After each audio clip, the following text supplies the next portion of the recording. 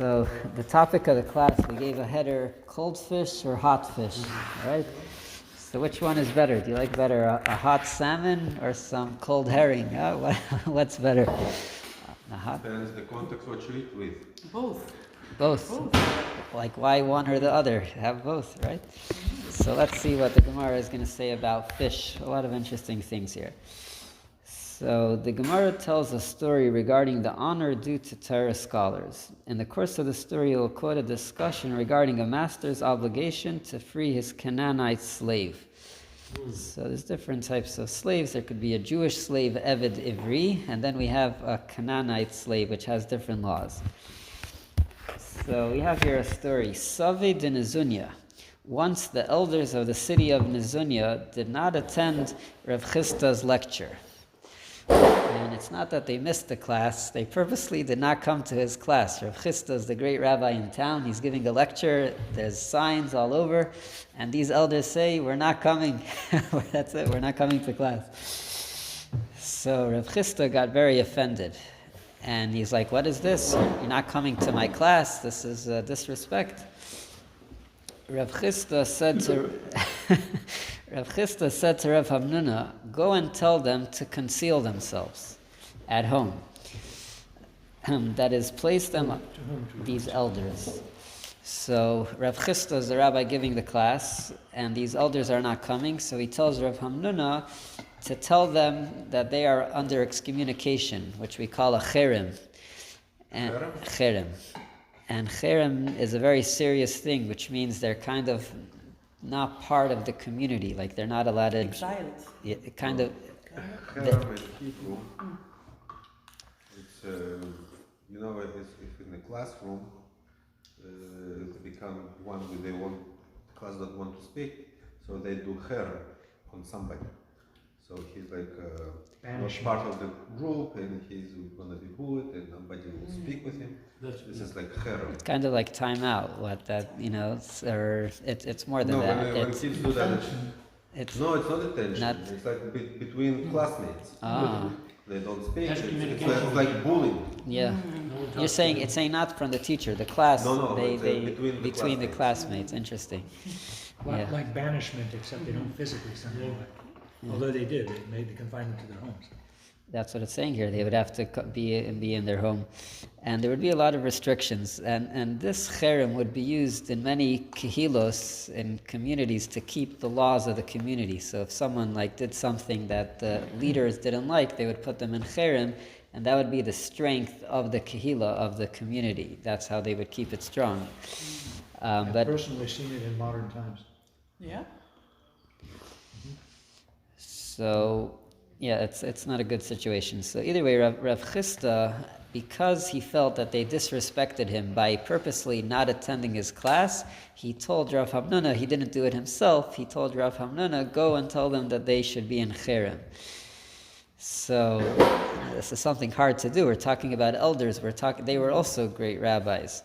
Rav Hamnuna went and asked them, why did the rabbis, that is you, the elders of Nizunya, not attend Rav Chisda's lecture? So he's trying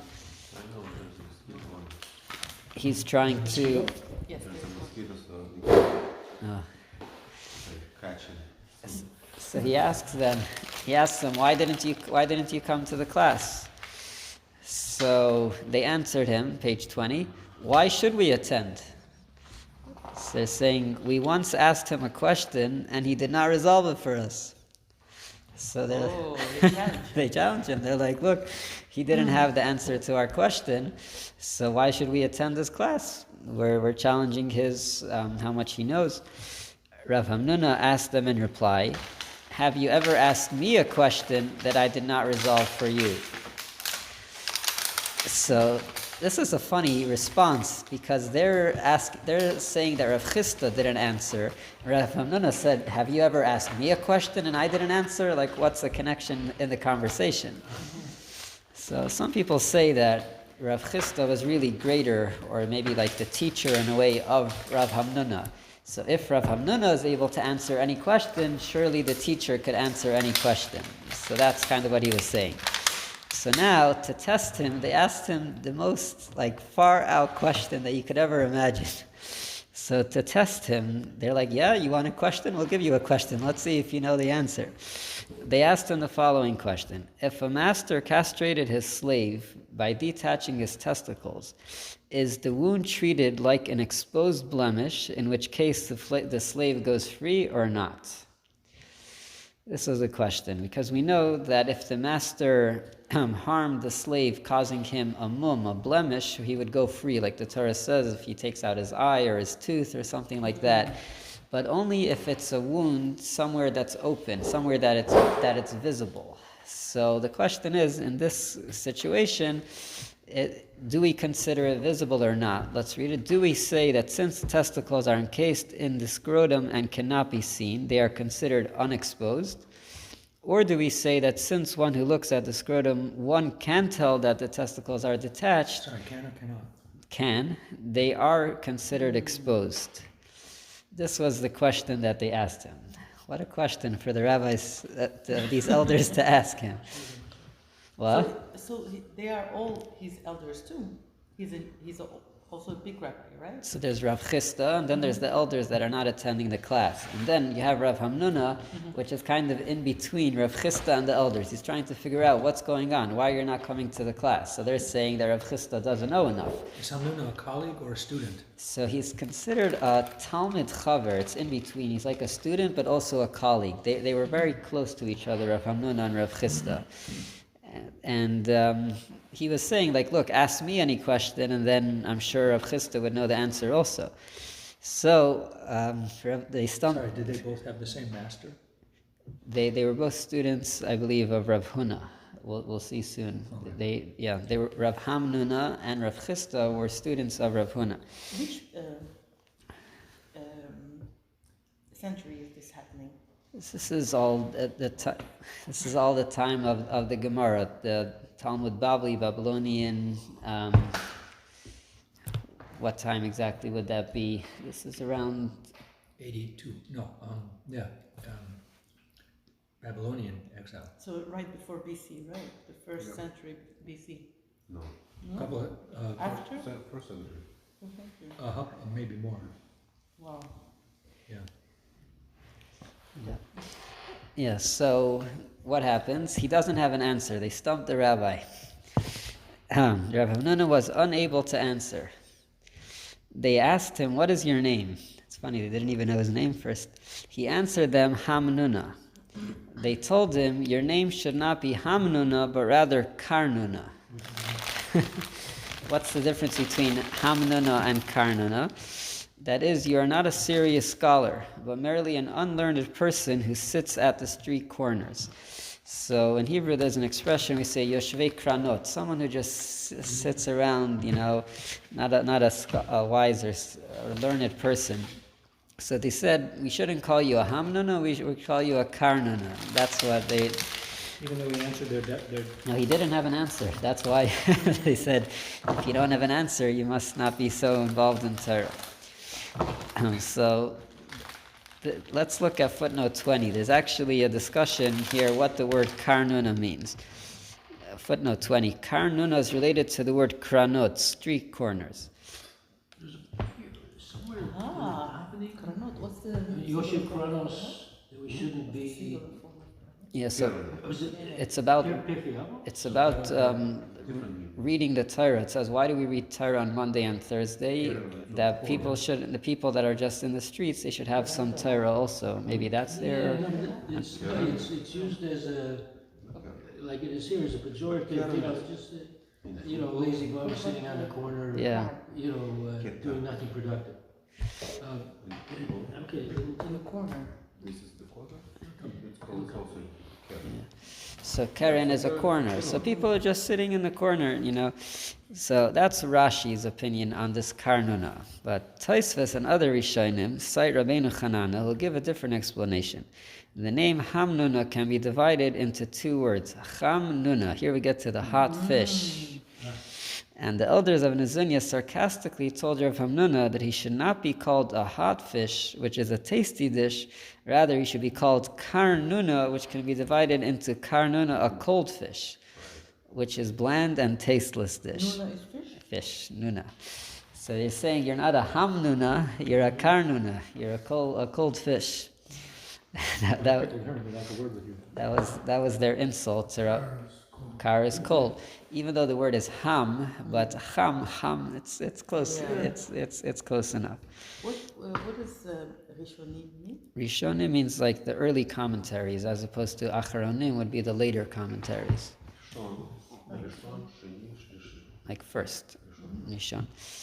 Yes, so we'll get a little bit deeper into this hot and cold soon. So the Gemara tells of Rav Hamnuna's reaction to his incident. So it doesn't say if he put them in cherem, but he tried to tell them off, and in the end he got embarrassed, kind of. So now Rav Hamnuna went to Rav Chisda and told him what had happened. Rav Chisda said to him, "What they asked you can be resolved from a brisa taught regarding the following ruling." So Rav Chisda said that, their question to you, you should have known to be able to answer this from a different law, which would resolve the question. We learned in a Mishnah in Negoim, this is talking about tzarat, when a person gets a type of, they call it like a leprosy, like a white spot somewhere on their body. And so it says like this, it depends where on the body this white spot is seen. None of a person's 24 tips of limbs can convey the tumah of michya to an afflicted person. What's the Tumah of Michya? Tumah is the impurity, and michya is a type of tsaras. It's one of these leprosies. These 24 tips of limbs are the following. So you have to be able to see the whole patch all at once. If it's on, let's say, the tip of your finger, you can't really see it unless, you know what I mean? If it's on the tip, then it doesn't count. So these are the tips of the fingers and toes. So if the spot is exactly on the tip of the finger, then you're not tamei, or the edges of the ears, the tip of the nose, the tip of the male member, and the tip of a woman's breasts. Rabbi Yehuda also says the tip of a man's breasts. And it was taught in a brisa regarding the Mishnah. So this is a totally separate law. This is not related to, a slave. This is talking about saras, but in that same Mishnah it says a slave who loses any of these 24 tips of limbs goes out free, since they are exposed and do not run. So Rabbi Yehuda says that even if someone lost the tips or one of these areas, then he would go free. Rebbe says, even a slave who has been castrated goes out free, even though the testicles are encased in the scrotum and cannot be seen, since by looking at the scrotum one can tell that his testicles are detached, they are considered to be exposed. So from here we have a clear proof that according to Rebbe at least, the slave would go free. Ben Azai says, even a slave who loses his tongue goes out free, since it's exposed when a person speaks. So there's a discussion about certain parts of the body that are sometimes exposed, sometimes hidden, what's the loss. So thus we see from the brisa that according to Rebbe, a castrated slave is set free, and according to the rabbis, he is not set free. Now, so this Gemara leaves us very puzzled, what's going on over here in this story? Why would they be asking him this type of question? Maybe to embarrass him or to trick him? Yeah, that's what they're trying to do. But why specifically, they could have caught him on maybe something else that he didn't know. Why specifically this type of question? And also, what's with the hot fish and the cold fish? What's the... why are they calling him a cold fish? What type of insult is that? Some people like cold fish, right? What's the story over here? So... I believe that there's another story about Rav Hamnuna and Rav Chisda that might help us understand better this story. So we're just going to jump ahead to page 24, and then maybe that'll explain a little bit of the story. So this is where you have the big letter 6 on page 24, where it says, where there's a big 6. An incident emphasizes the point that a man should seek to marry early.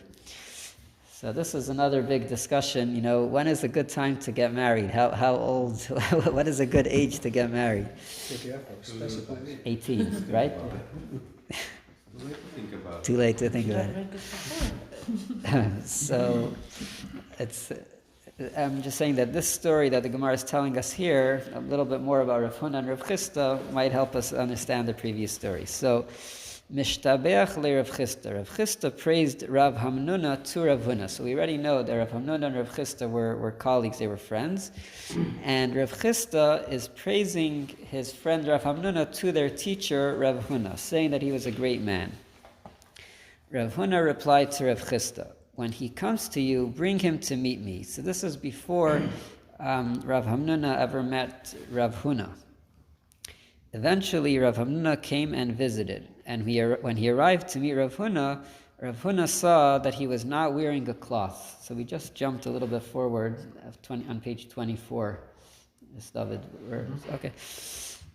So he realized that Rav Hamnuna was not wearing a cloth. They translated here as a turban upon his head, which was customary for married men to wear.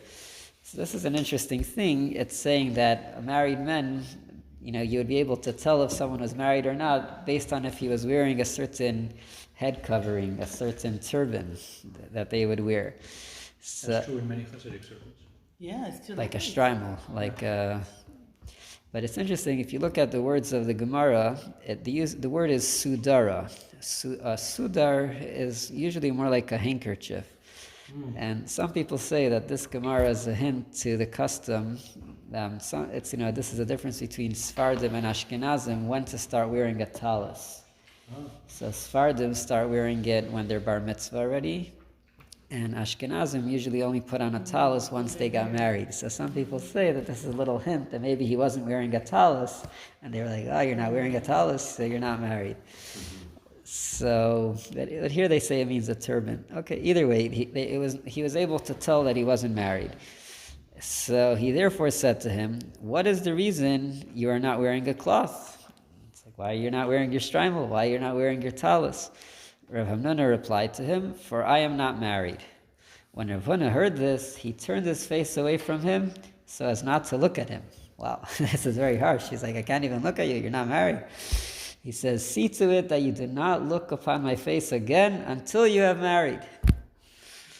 So this is Rav Hamnuna. And what's going on over here? So why is he being so harsh? This is like, to be a student of Rav Huna, you had to be married. That's what it looks like. Very interesting rule. The Gemara explained Rav Huna's harsh response. Rav Huna acted in accordance with his own opinion. For Rav Huna has said, if a man reaches the age of 20 and has not yet taken a wife, he will live all of his days in sin. Rav Hamnuna was apparently over the age of 20. He lived in Bavel, and the rule that in Bavel one should first get married and afterwards learn Torah. What do we mean that he will be in sin? It means thoughts of sin. If a person is not married, if a person is married, he has his wife and that's it. But if a person is not married and he's that age, so he's already starting to thinking, so his head might be full of thoughts of sin. The Gemara asks, when you get married, you don't have time. right. That's a good one. Yeah. So the Gemara asks, can you really think that he will live each day in sin, committing acts of immorality constantly? What do you mean? The Gemara replies, rather say Rav Huna means this, he will live each day of his days in thoughts of sin, like we just explained. For an unmarried man, he will lack a permissible outlet for the passions inherent in man's nature, and he will come to entertain licentious thoughts regularly. And Rav Huna stated that he will live all of his days in sin, because once he has become accustomed to improper thoughts while single, it will be difficult for him to control such thoughts even when married. So he's saying even if he gets married later, once he already has these thoughts in his head, it's hard to get rid of them. So this is learning a little bit more about Rav Hamnuna, that at this point he wasn't married yet. The theme of Rav Huna's statement is corroborated. Rava said, and so taught the Academy of Rabbi Shmuel, until he is 20 years of age, the Holy One, blessed is he, sits and awaits a man, asking, when will he take a wife? Hashem is looking and waiting at this bacher. When will he get married? When 20 years have passed and he has not yet married, Hashem says, let that man's bones swell.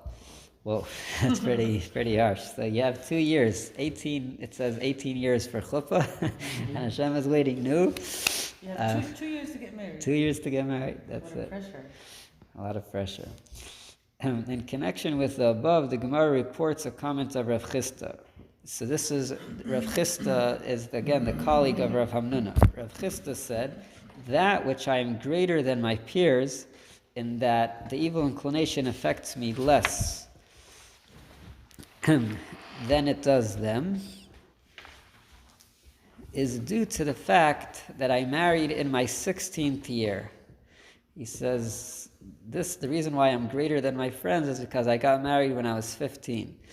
And therefore my early marriage saved me from improper thoughts.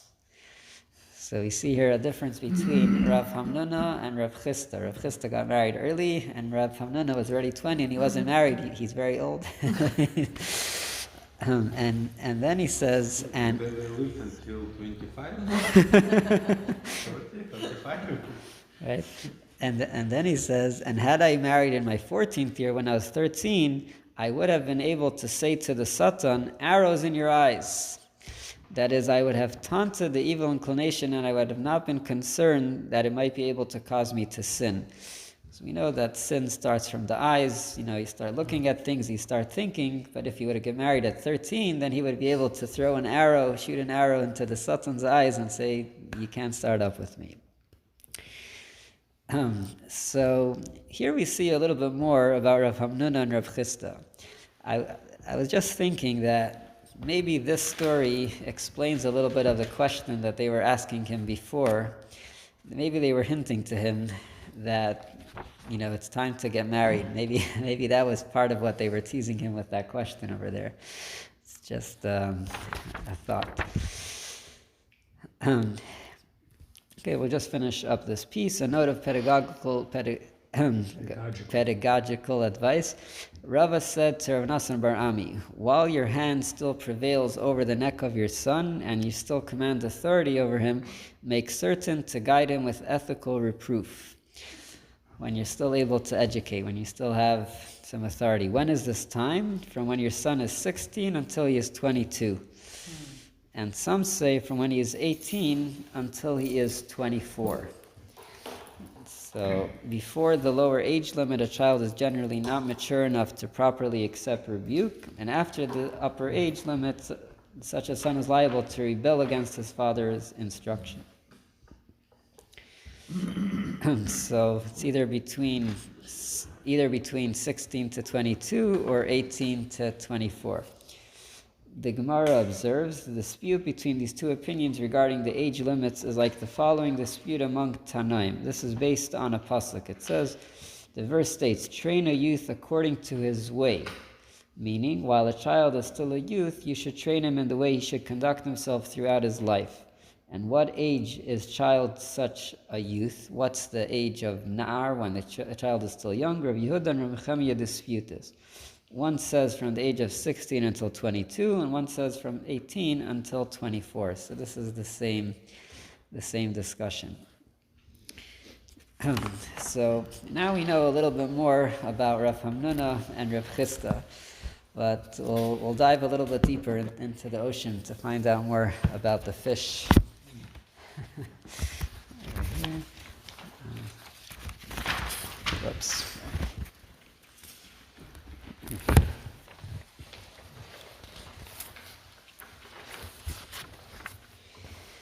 So, Rav Hamnuna. So it's saying like this, give a little bit of a background. Huwa Talmud Muvak shel Reb Yehuda. Rav Hamnuna was Talmud Muvak, which means like the prime student of Reb Yehuda. Sheherichai b'yoser. He was held in very high regard by Reb Yehuda. Kibel harbi Torah me'ula. He accepted a lot of Torah from Ula, which was another great sage. V'talmud chaver. He was a student and a colleague. This was both of Rav Chisda, like we just said, Talmud but chaver.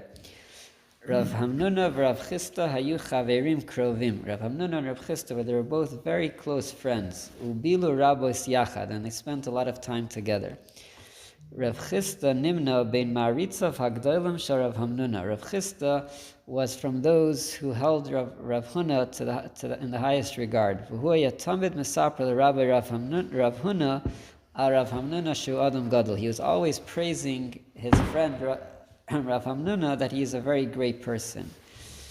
The Talmud Mesupar Shapam Achas says live Rav Chisda Kol Kach Medvarav Shel Rav Hamnuna. In the Gemara it says the one time Rav Chisda was so excited, so inspired from what Rav Hamnuna said. At Sha'amar Man Ya'iv Lan Nagri de Parzala V'Nashmeinach. He says, if we would only have feet of iron, we would always go after you. Wherever you would go, we would follow you. It's like an expression of real dedication. It's like, if we would have legs of iron, that we could go anywhere, we would follow you, to learn, to study Torah from you to the end of the world.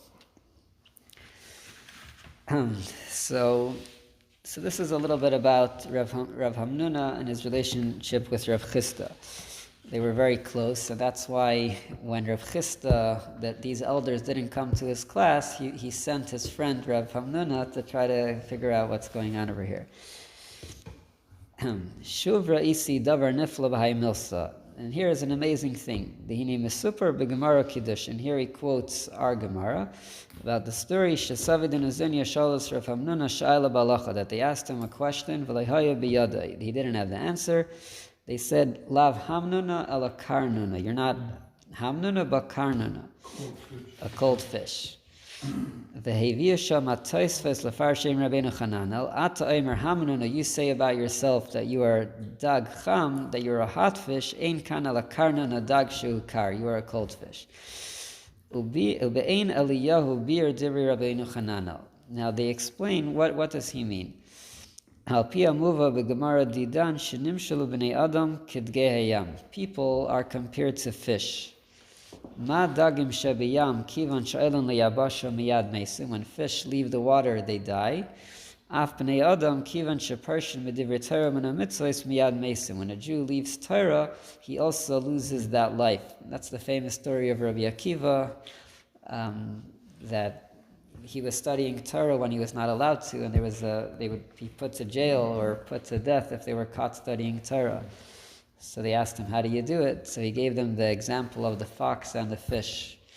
There was a fox like on the beach, and he saw a bunch of fish, and he tells the fish, it'll be easier for you, maybe, come out, I'll take care of you, So they tell the fox, I thought you were smart.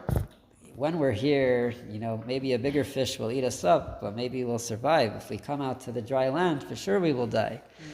So Rabbi Akiva said that, if I study Torah, you might catch me or you may not. But if I don't study Torah, I'm for sure going to die. So I must learn Torah. So that's why we see that Torah is, a Jew studying Torah is like a fish in water. Dag shaviyam. Hainu shahadagim nishmar chom hachiyuni lahem rak b'mayim. Life is connected with heat and warmth. So when do they have their life and their energy? B'mayim. Ach miyad b'tzeisa me'amayim. When they exit the water, yasur mehem achayim. Their heat leaves them, the body heat and temperature. Umiskaririm umeitim. They get cold and they die. Kain b'nei Yisrael shamur b'kirbam hachayim hachiyuni rak be'es shais gematera. When did the Jewish people keep the warmth and their life? When Jew studies Torah. Ach kesheparsha min haTorah, but when a Jew separates from Torah, sar mehem hachom hachiyuni, then their spiritual life and warmth leaves them. Umeisim. Lachein kasher shalus Rav Hamnuna davar v'loy pashat. When they asked Rav Hamnuna a question and he was not able to resolve them, they're like, you're a fish which is out of the water. It's like a fish which is leaving the water.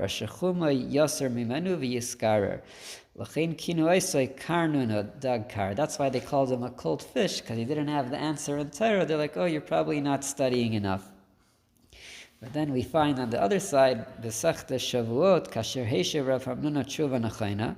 There's another instance where Rav Hamnuna had the right answer. They said, Amrulai Hamnuna. They're like, yep, now you're the hot fish. Dainu Shudag Cham.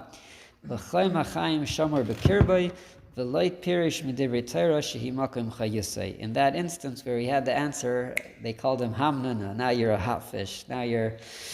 So now that everyone is studying together, now we're all hot fish, right? A good hot fish. Now, more about this comparison of Jewish people and fish. The thing about Haftorah is Isaiah says, come drink water is like Torah. Yeah, so Torah is like water. Torah is like water. Yeah. So that's from this week's Haftorah. Yeah. Perfect. I never saw myself as a fish, so it's very hard to conceive kind of metaphor. Yes, so it's very interesting. The difference between fish and other creatures is that most things exist outside of their source of life, which means let's say we come from the earth, but we get food from elsewhere, from outside. We don't always have to be in our source. Fish, they always have to be in the water. They're always in their source. So that's why it's an example to someone who's always connected to Hashem, like he's always in the source. That's... I have a question. Sure. So I was distracted a bit, but it says, Kasher Hashiv Rav Hamnuna Tshuva Nechona Amrullah Hamnuna. So I missed the part where he did a real tshuva and... So there was another story in the Gemara where Rav Hamnuna was asked a question and he had the answer. And then they didn't call him Karnuna, they called him Hamnuna. This happened after the previous? So, or before? After this... After this story, I don't know what came first or what came later, but I guess there was a time that he didn't have the answer and a time that he did have the answer. So in our Gemara they called him Karnuna, and that thing they called him Hamnuna. Now, going back to the beginning of creation, so we know Hashem created, there's animals and there's fish and there's birds that Hashem created on Thursday, right? On Yom Chamishi, today. So we have here a Kli Yakar. This is the next paragraph. Kli Yakar. It's one of the commentaries on the Chumash. Which means? Kli Yakar means a precious vessel. Kli Yakar. It's a very precious commentary. Kli is precious? Kli is as like a vessel. Yakar, it's a precious. Expensive. Yeah. Ubederech remez. Matzinu kitos b'nei adam mesyachsim legimel minim elu. We find three types of people that could be compared to these three categories of animals, fish, and birds. What is the difference? Ki matzinu sharashoim hanaitim achar chelek ha'afruri b'yoser. There's the wicked that go after the things which are very physical, afar, earth, something which is very materialistic. Nimshal kabehemas nidma. They are compared to the animals. Ki gam hema min afar motzam. The animals are created from the earth. Then you have tzadikim nimshalu lamayim. Tzadikim are compared to the water. Shechomram dak min hachomer haaretz. The material of water is much more refined than the earth. I thought you were going to say the birds. So that's the tzaddikim. So that's interesting. That's the fish are the tzaddikim. V'nimshalu l'dagim. They are compared to the fish. She'ikar chayusam b'mayim. So the tzaddikim are like the fish in the water. V'habenunim, the people that are in between the tzaddikim and the rishaim, nimshulu la'uf. They are like the birds. Asher ya'uf bein shamayim la'aretz. That they are between heaven and earth. Dainu hamitzua. They're the in between, the middle level. Bein haruchnius lagashmius. They're between spiritual and physical. V'choimroi min hamayim v'afar. And according to the Torah, birds are made of both, of water and of earth. So that's a mixture. So the Rishaim, they are compared to like the animals, the physical, the earth, and then you have tzaddikim, they're the fish in the water, very spiritual, and then you have the birds that are in between. That's the...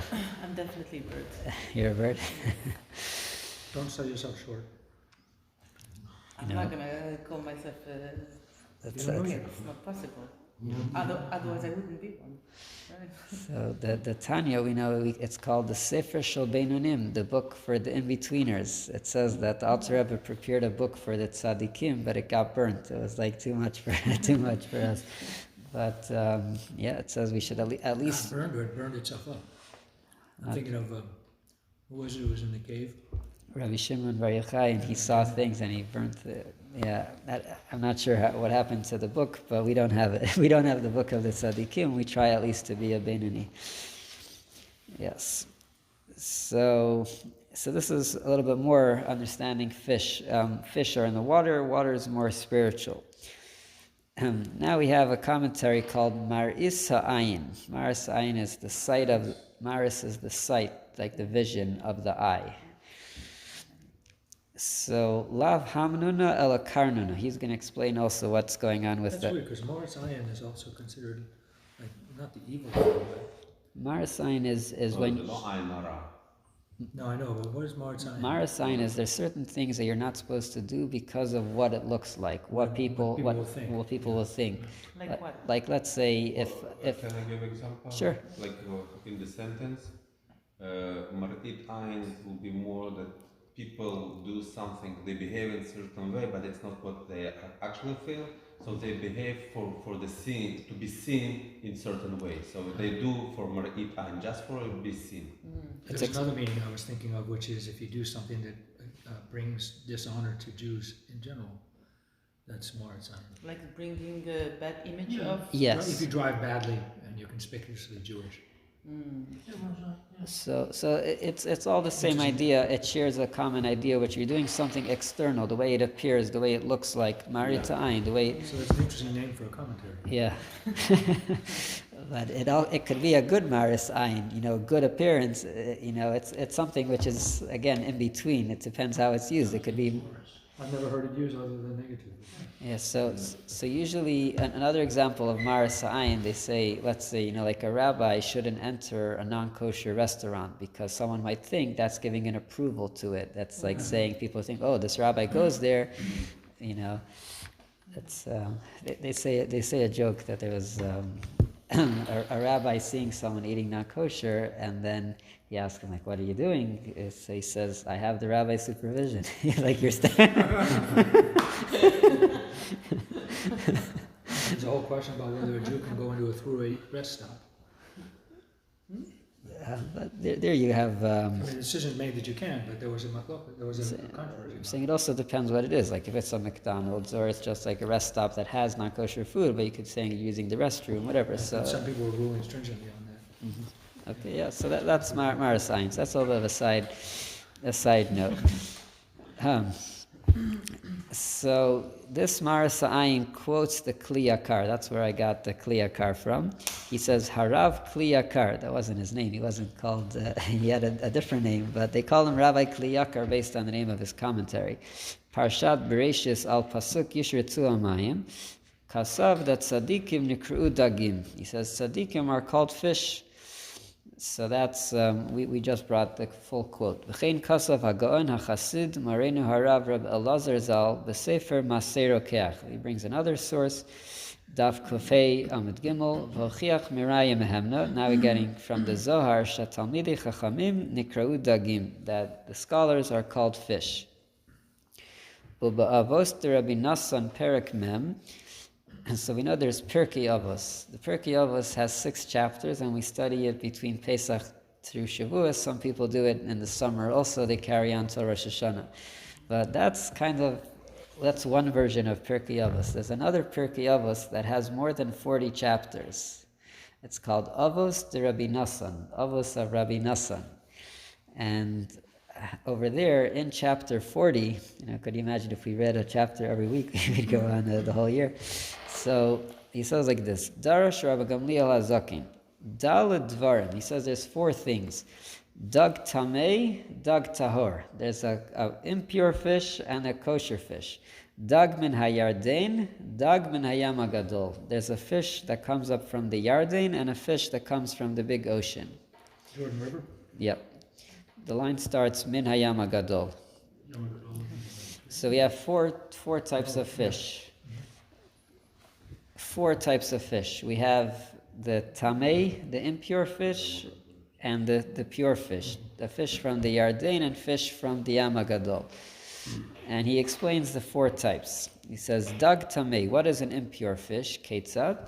Ben aniyim, this is someone who comes from a poor background, and here we mean not physically, not like materially doesn't have money, but like poor in knowledge. Shalomad mikra mishnah halachot vagadot, someone who studies a lot, ein bodat, but he doesn't really have knowledge, so he calls that a dag tamei.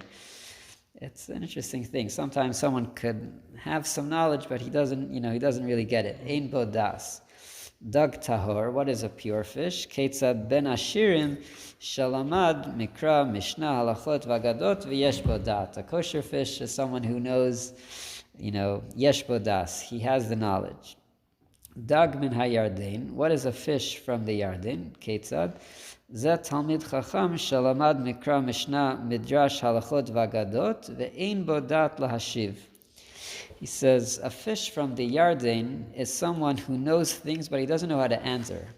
Sometimes people know things, but they don't know how to respond when they get a question.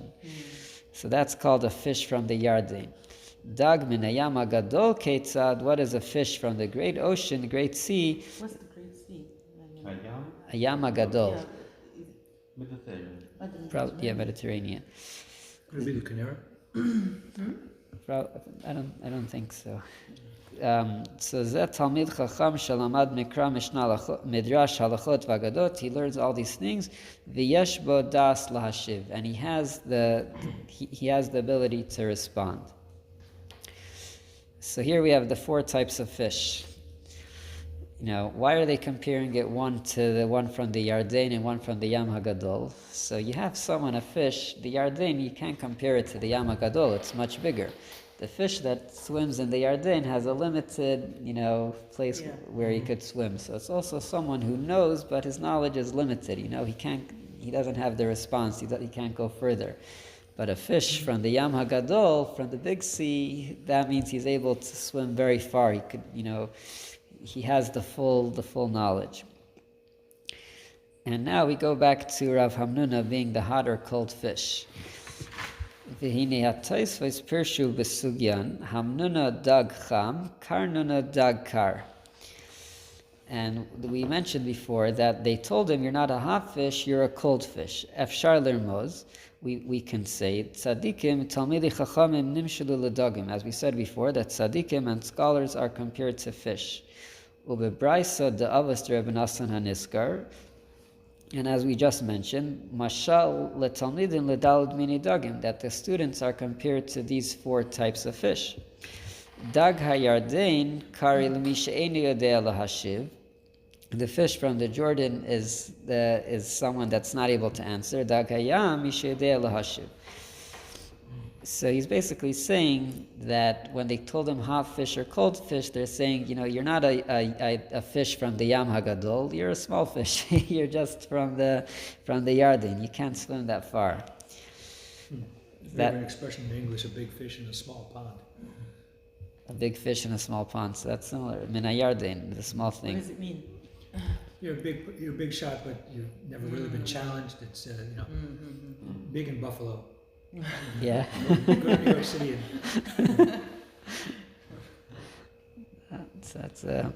That's good. The Zer Ramzel Rav Hamnuna she'enei doime ledag Yam HaGadol sheyodea lahashiv. He says you're not like a fish from the big sea. V'kedag hayarden, you're just like a fish from the Yarden she'enei yodea lahashiv, that does not know how to respond. B'yan Rav Hamnuna mevor besugyan dishalu v'lo yada lahashiv. We see in our instance that he did not have the response. Ubishmoi ramuz nuna shahudag. He already has in his name nuna, which means fish. Lahachi amrulay. That's why they told him, Lav cham nuna. You're not a hot fish. Ukmay dag hayam sheyodea lahashiv. You're not like the fish that of the big sea that could answer. V'hu mepulpul dairaisa miraschale. It says that Torah makes a person hot. V'zeu lav cham. Mefulpul means like pilpil, sharp, like spices. Pilpilin is something which is spiced, something which is, has that heat to it. I thought pilpul meant debate or something. So it's both. Pilpul is like to be able to go back and forth to debate. A pilpul. Mefulpal. So he's saying you're not mefulpal. You don't have. How do you translate that? Yeah. People can answer and speak and talk. Réparti. I know it's in French. It's like A lot of No, réparti. it's kind of like you're more shallow, you're not so deep and complex. That's really that's the, Just says the feeling of arguing over minutiae, over yeah, the small nitty gritty, points. the so he says, so Rav Hamnuna, einat mefulpal. That's what he says there. You're not, you don't have this complexity, this depth. Asher bekirbai. Or boy, he says the letters Aleph Vav Reish is Eish Das Umerascha.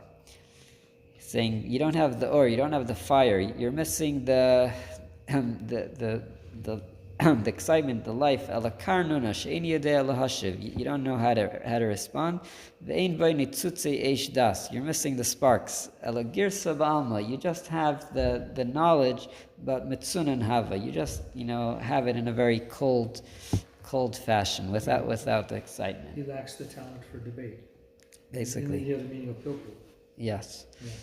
So that's basically what they were telling him. So it's so interesting how just from these two words, Hamnuna, Karnuna, they were telling him a whole thing here, like either they were telling him, you're missing some Torah, that's why you don't have that life, or that even within Torah you are a fish, but you're a cold fish. You don't have the pulpal, you don't have the whole depth to go back and forth.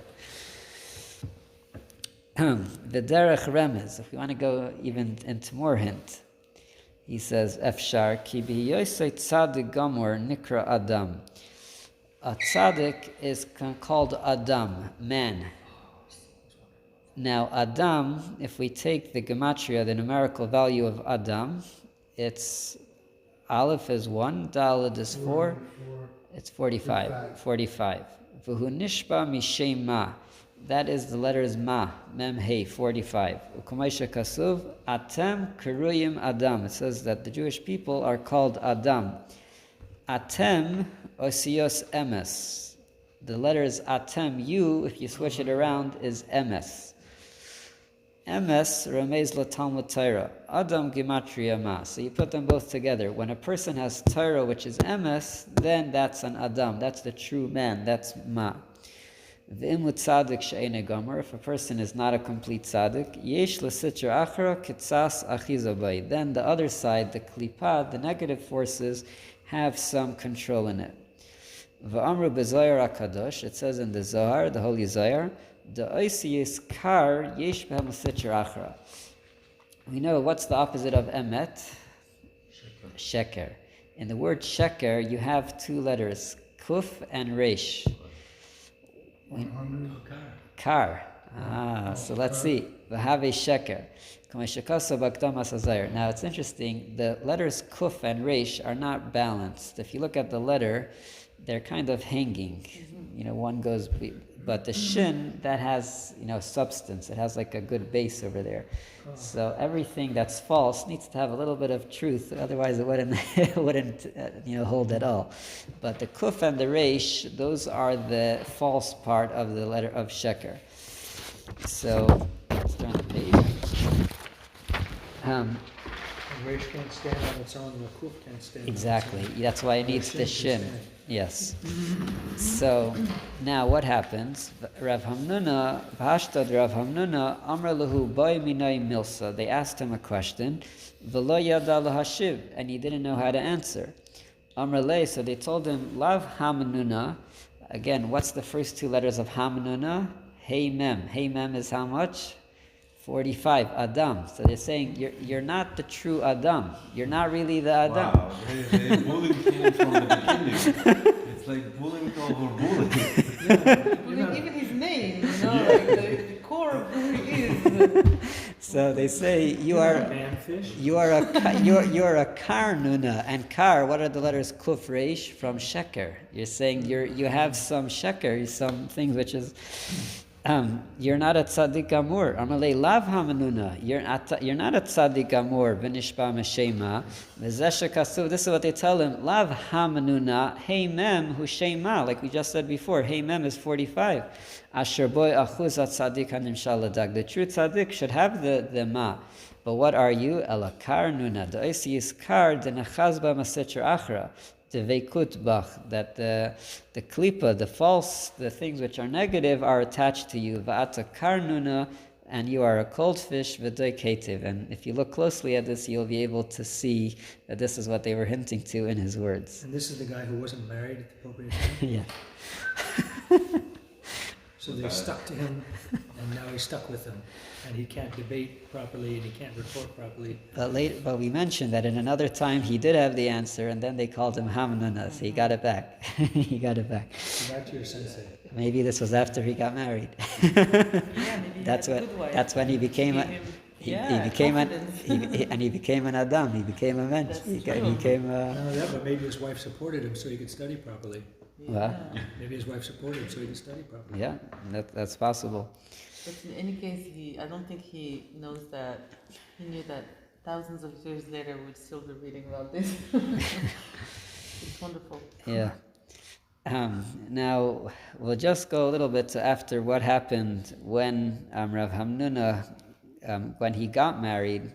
So this was, I guess, before he got married.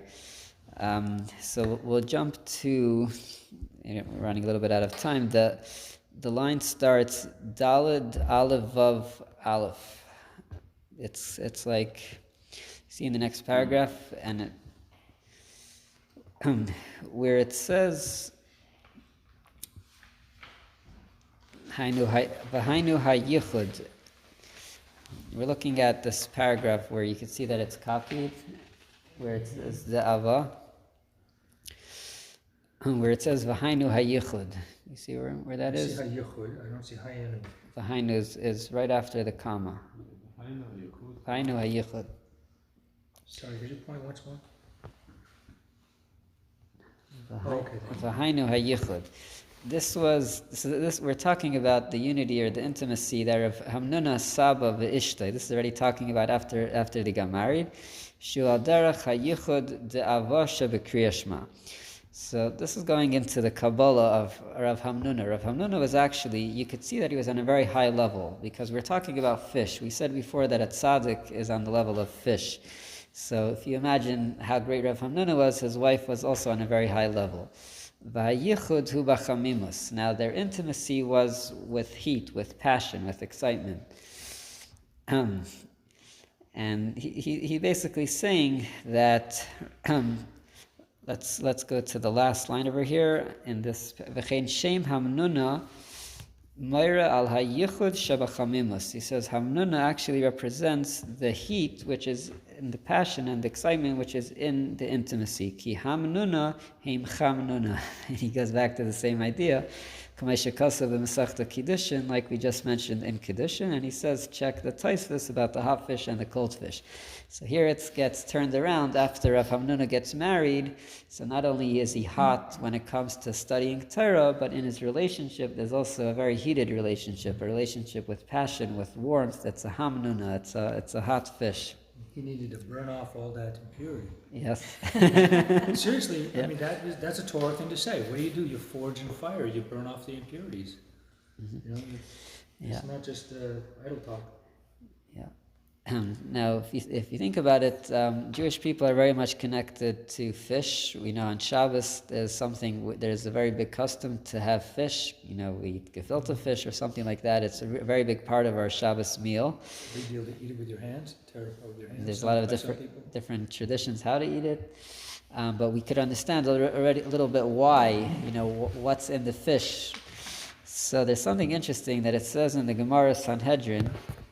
One of the signs of Mashiach coming, it says, this is where it says Sanhedrin, Ein ben David ba, ben David is a reference to Mashiach.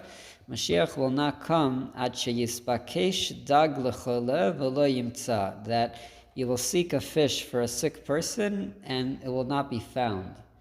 That's a sign of Mashiach, that you won't even be able to find a fish for a sick person. So what's the meaning of that? What's the Gemara trying to say with this? So it could be interpreted in the positive and the negative, because we know Mashiach could come in either two ways. One situation is that the situation is terrible and everything is going kaput, totally, and we just need Mashiach to save us. That's called, the generation is like chayav. It's like everything is not good.